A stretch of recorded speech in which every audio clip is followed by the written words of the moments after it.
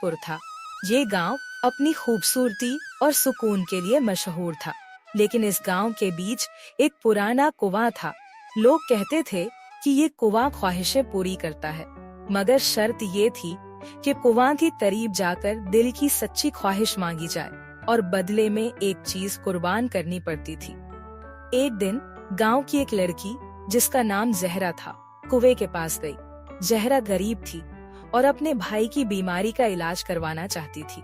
उसने कहा, या अल्लाह, मेरे भाई को सेहत दे और मैं अपना सबसे कीमती हार कुर्बान करती हूँ। जैसे ही जहरा ने अपना हर कुआं में डाला, एक अजीब आवाज सुनाई दी, तेरी ख्वाहिश कबूल की गई है, मगर इसकी कीमत कल अदा करनी होगी। जहरा डर रही, मगर अपने भाई के ठीक होने पर खुश भी हुई।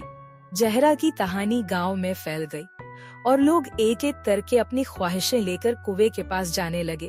कोई दौलत मांगता तो कोई औलाद, मगर एक बात अजीब थी, हर किसी से कुआं कहता कि कीमत कल अदा होगी। एक दिन एक लालची आदमी जिसका नाम अकरम था, कुएं के पास गया। अकरम गांव का सबसे अमीर शख्स था, मगर उसे और ज्यादा दौलत चाहिए थी।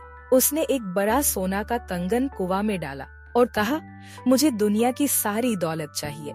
कुएं की आवाज गूंजी, तेरी ख्वाहिश कबूल की गई है, मगर अगले दिन जब वो बेदार हुआ तो देखा कि उसका सारा माल वो दौलत गायब हो चुका है और वो खुद एक फकीर की तरह बन चुका है। गांव वालों को ये देखकर समझ आई कि कुआं सिर्फ देर की सच्ची ख्वाहिश पूरी करता है, मगर लालच और खुदगर्जी की सजा देता है। जहरा एक दिन दोबारा कुएं के पास गई और पूछा, कुएं, क्या तुम सच में ख्वाहिशें पूरी करते हो? कुएं से आवाज आई, मैं सिर्फ उनकी मदद करता हूँ जो दिल के साफ होते हैं, मगर हर ख्वाहिश की एक कीमत होती है। जहरा ने हल्की मुस्कुराहट के साथ कहा, फिर मैं कभी तुम्हारे पास वापस नहीं आऊंगी। तब गांव के लोग समझ गए कि हर चीज की कीमत होती है और ख्वाहिशें तभी पूरी होती हैं जब इंसान दिल से सच्चा हो। वह अब भी वहाँ मौजूद है, मगर उसका राज आज तक कोई नहीं जान पाया। सबक, ये कहानी हमें ये सिखाती है कि ख्वाहिशों के पीछे भागने के बजाय जो हमारे पास है उस पर शुक्र करना चाहिए।